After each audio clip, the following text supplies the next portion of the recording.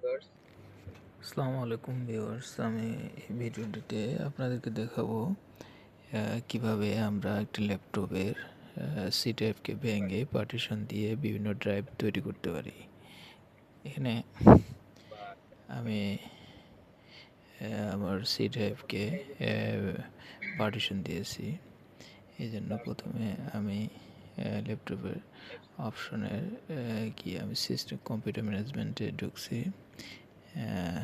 ম্যানেজমেন্টে গিয়ে এখান থেকে আমি আমার ডিস্ক ম্যানেজমেন্টে যাব। স্টোরেজের ডিস্ক ম্যানেজমেন্টে গিয়ে এখানে আমি যে সি ড্রাইভটা আছে টোটাল, এটাকে আমি কার্সর রেখে ডান বাটনে ক্লিক করে সিঙ্ক ভলিউমে ক্লিক করব। এরপরে আমার এটাকে ভলিউম স্পেস ক্রিয়েট করবে।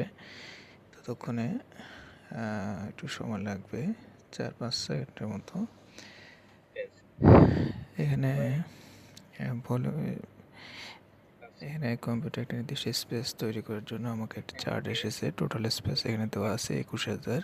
এতে আমি একটা নির্দিষ্ট পরিমাণ আমি ভলিউম একটা নতুন ড্রাইভের জন্য আমার যতটুকু দরকার ঠিক ততটুকু মেগাবাইট আমি লিখবো। এখানে আমি 5,000 মেগাবাইট লিখছি। এর একটা নতুন ড্রাইভ তৈরি করবো, এই জন্য আমি সিঙ্ক করলাম, ক্লিক করলাম। এরপরে এখন সেটা প্রসেসিংয়ে আছে। এটাকে আবার নতুন করে যে আমার এরপরে আমি এখানে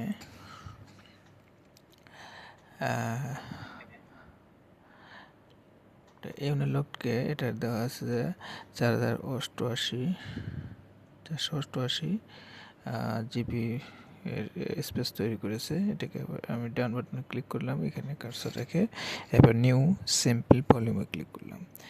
এরপরে আমি এখানে এসে যে welcome to the new simple volume উইজার্ডে নেক্সট ক্লিক করলাম। এই জায়গায় আমি আমার ড্রাইভের স্পেস দেখাচ্ছে 4,999 মেগাবাইট। এখানে আমি নির্দিষ্ট আমার টোটাল ব্যবহারযোগ্য হলো 4,999। টোটাল আমার 5,000 মেগাবাইটের ছিল, সেটা 4,999। এখানে যদি আমার এরপরে আমি নেক্সট ক্লিক করবো। এবার এখানে একটা নাম দেবো। এখানে আমি অ্যাপ ড্রাইভ নাম দিয়েছি। ড্রাইভটার নাম নতুন যে পার্টিশন ক্রিয়েট করছি ড্রাইভটার নাম দিয়েছি অ্যাপ ড্রাইভ। এখানে এরপরে আমার যদি অন্য নাম চেঞ্জ করতে হবে, না দিলে আমি নেক্সট ক্লিক করবো। নেক্সট ক্লিক করে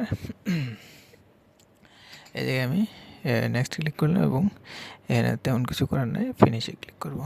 এবার আমি একটা নতুন পার্টিশন আমার কম্পিউটার পার্টিশন সি টাইপকে ভেঙে পার্টিশন ক্রিয়েট করে আমি একটি নতুন টাইপ তৈরি করলাম। অ্যাপ নামে একটি নতুন টাইপ করছি, এই যে দেখা যাচ্ছে এখানে। ভিউয়ার্স, ভিডিওটি ভালো লাগলে সাবস্ক্রাইব করতে ভুলবেন না প্লিজ। আসসালামু